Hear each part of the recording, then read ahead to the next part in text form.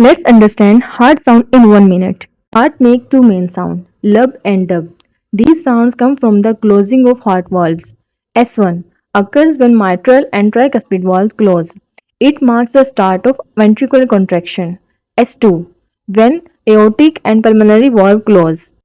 It marks the end of systole and start of diastole.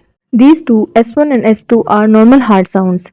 Sometimes extra heart sound may occur. S3, heard just after S2 due to rapid blood filling in ventricles. It can be normal in children or young adults but abnormal in older peoples. May indicate heart failure. S4, heard just before S1 due to stiff ventricle or high pressure. Always considered abnormal.